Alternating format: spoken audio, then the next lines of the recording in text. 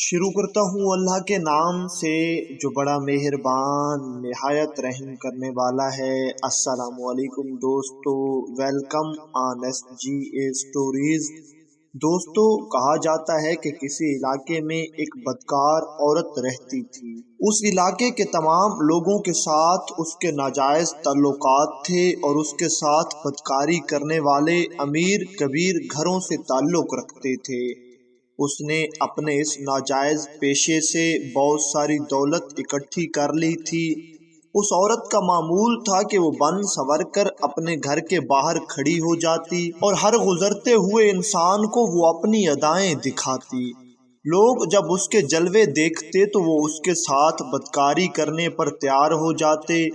वो उन लोगों को अपने घर में ले आती और फिर उनके साथ बदकारी करती और उनसे अपनी मर्जी की रकम वसूल करती थी। वैसे तो उस पूरे इलाके के मर्दों से उसके ताल्लुकात थे, लेकिन उन मर्दों में एक ऐसा इंसान भी था जिससे उस बदकार औरत को मोहब्बत थी। वो उसे चाहती थी। वो जब भी उसके पास आता, बदकार औरत उस शख्स से पैसे नहीं लेती थी।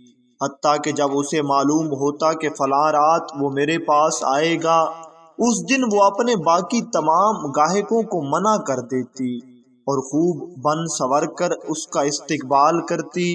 उस आदमी को भी अब उस बदकार औरत में दिलचस्पी पैदा होने लगी थी। वो आदमी भी हर तीसरे दिन उस औरत के पास आता। कभी वो दोनों बदकारी कर लेते तो कभी वो सारी रात आपस में बात करते हुए गुजार देते। एक दिन वो औरत अपने मामूल के मुताबिक अपने घर से बाहर खड़ी थी और काफी देर तक खड़ी रही, लेकिन वहां से किसी का भी गुजर नहीं हुआ जिसे वो अपने जलवे दिखा सकती। काफी देर के बाद उसने देखा कि एक नौजवान उस तरफ आ रहा था। उसने सोचा कि चलो एक इंसान तो आया, मैं इसी को आज अपना गाहक बनाऊंगी। लेकिन जैसे ही वो नौजवान उस बदकार औरत के करीब आया, उसने दूसरी तरफ नजरें फेर लीं और सर झुका के वहां से गुजर गया और एक नजर उस बदकार औरत को देखा भी नहीं। वो औरत बहुत हैरान हुई कि इस बस्ती के तमाम मर्द मेरी एक झलक देखने को तरसते हैं, लेकिन ये कैसा नौजवान है कि इसने मुझे देखा भी नहीं और नजर फेर के यहाँ से गुजर गया है। लेकिन अगले दिन वो जानबूझकर उसी वक्त दरवाजे पर आई जिस वक्त वो नौजवान वहां से गुजरता था, लेकिन नौजवान ने फिर दूसरी तरफ मुंह फेर लिया और नजर झुका के वहां से गुजर गया। 3-4 रोज ऐसा ही करती रही वो औरत और अल्लाह का नेक बंदा अपनी नजरों की हिफाजत करता हुआ उसी रास्ते से गुजर जाता। एक रात जब उसका वो आशिक जिससे उसे भी मोहब्बत थी मिलने आया तो वो औरत उससे कहने लगी कि एक नौजवान मैंने देखा है। अजीब नौजवान है कि वो मेरी तरफ देखता ही नहीं। जहां शहर भर के लोग मुझे देखते हैं और देखते रह जाते हैं, वहां वो नौजवान मेरी तरफ आंख उठाकर देखने को तैयार नहीं। आज तुम इस तरह करो कि यहीं रुक जाओ।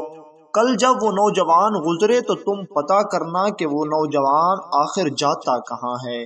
ऐसा कौन सा जरूरी काम है कि मुझ जैसी हसीन को छोड़कर वो नौजवान अपने काम की तरफ चला जाता है।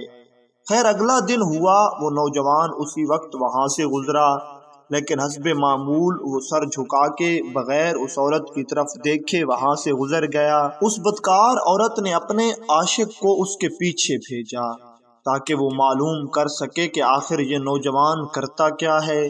थोड़ी देर के बाद वो उसका यार वापस आया और उसको बताने लगा कि वो तो मस्जिद में जाता है और अल्लाह के हुजूर सजदे में सर रख के रोता रहता है।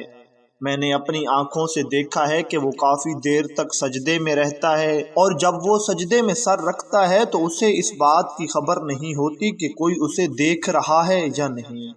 मैं उसे काफी देर तक देखता रहा, लेकिन उसे मेरी मौजूदगी का एहसास तक नहीं हुआ। वो एक अल्लाह का नेक बंदा है और वो तुम्हारे इस झांसे में नहीं आने वाला। वो औरत कहने लगी, वो कितना ही आबिद और जाहिद क्यों ना हो, हुस्न उसकी भी कमजोरी होगी और मैं बला की हसीन हूँ। तुम देखना कि मैं एक न एक दिन इसे भी वरगला लूंगी। پھر ایک دن وہ بھی آیا جب اس عورت نے اس اللہ والے نیک نوجوان کو کسی کام کے بہانے سے اپنے گھر میں بلوا لیا۔ وہ نوجوان جیسے ہی اس گھر میں داخل ہوا، اس عورت نے دروازہ بند کر دیا اور اس سے بدکاری کی دعوت دی۔ لیکن وہ نوجوان متقی تھا، اسے معلوم تھا کہ میرا اللہ مجھے یہاں بھی دیکھ رہا ہے اور میرا ہر چھوٹا بڑا گناہ لکھا جائے گا اور مجھے اس کا حساب دینا پڑے گا۔ سو اس نے اس بدکار عورت کی دعوت کو ٹھکرا دیا۔ جب اس عورت نے اصرار کیا تو اس اللہ والے نوجوان نے اس عورت کو جھڑک دیا۔ جب اس عورت نے یہ دیکھا کہ یہ نوجوان کسی بھی طرح سے میرے ساتھ رات گزارنے کو تیار نہیں ہے تو اس نے شور کر دیا، میرے گھر میں چور گھس آیا ہے، ارے لوگو جلدی آؤ، چور آ گیا ہے۔ وہ لوگ جو اس عورت کے ساتھ بدکاری کرتے تھے، وہ لوگ اس عورت کی ایک آواز پر لبیک کہتے ہوئے اس کے گھر میں جمع ہو گئے اور بغیر کچھ سوچے سمجھے انہوں نے اس نوجوان کو خوب مارا، اسے بری بری باتیں سنائیں، لیکن اس نوجوان نے کسی کو کچھ بھی نہیں کہا، نہ کسی کے حق میں بد دعا کی، بلکہ خاموشی سے سر جھکائے اللہ کا شکر ادا کرتے ہوئے وہاں سے چلا گیا۔ وہ نوجوان ابھی مسجد میں پہنچا ہی تھا کہ ایک شور اٹھا، اس بدکار عورت کا وہ عاشق جو اسے بہت عزیز تھا وہ مر چکا تھا، اور عورت اپنے اس عزیز عاشق کی موت پر بہت غمگین تھی اور پریشانی اس سے لاحق ہو چکی تھی۔ اسے کچھ سمجھ نہیں آ رہا تھا کہ یہ میرے ساتھ کیا ہو گیا ہے۔ پھر اچانک اس کے ذہن میں خیال آیا کہ یہ اس نوجوان کی بد دعا کا صلہ ہے، ضرور اس نے میرے حق میں بد دعا کی ہوگی اور اس وجہ سے میرا عزیز، میرا محبوب مجھ سے جدا ہو گیا ہے۔ حالانکہ وہ جانتی تھی کہ وہ نوجوان بے قصور تھا، لیکن بدلے کی آگ میں اس سے رہا نہیں گیا۔ اب وہ اس نوجوان کا کچھ کر تو نہیں سکتی تھی۔ اس نے لوگوں سے پوچھا کہ یہاں کوئی جادو کرنے والا ہے۔ لوگوں نے اسے بتایا کہ یہاں ایک آدمی ہے جو کالا جادو کرتا ہے اور لوگوں کی مرادیں بھی پوری کر دیتا ہے۔ وہ بدکار عورت اس کالے جادو کرنے والے آدمی کے پاس گئی، اس کے سامنے انسانی کھوپڑیاں پڑی تھیں اور ایک آگ کا بہت بڑا الاؤ جلا ہوا تھا۔ اس بدکار عورت نے جا کر اس جادوگر کو ساری بات بتا دی اور کہنے لگی کہ میں چاہتی ہوں تم اپنے عمل سے اس نوجوان کو کوئی جانور بنا دو تاکہ وہ میرے دروازے پر بیٹھا رہے۔ وہ جادوگر کہنے لگا کیا تم چاہتی ہو کہ میں اسے ناپاک جانور یعنی کتا بنا دوں تاکہ وہ تیرے دروازے پر بیٹھ کر دم ہلاتا رہے؟ اس عورت نے کہا ہاں، میں اسے بدلہ لینا چاہتی ہوں اور میں بالکل یہی چاہتی ہوں۔ وہ جادوگر مسلسل 3 روز تک عمل کرتا رہا، اپنے کالے جادو کے منتر پڑھتا رہا، لیکن کچھ فائدہ نہ ہوا۔ 3 روز کے بعد اس نے اس عورت کو بلا کر کہا لگتا ہے اس نوجوان کا مرشد کامل ہے، کسی بہت ہی پہنچے ہوئے بزرگ کا اس کی پشت پر ہاتھ ہے، میرا کوئی بھی جادو اس پر اثر نہیں کر رہا، بلکہ مجھے یہ ڈر ہے کہ اگر میں نے اس پر جادو کرنا شروع رکھا تو میرا جادو الٹا مجھ پر ہی اثر کر جائے گا۔ اس میں کوئی شک نہیں کہ اس کا شیخ، اس کا پیر اور اس کا نگہبان بڑی طاقتوں کا مالک ہے۔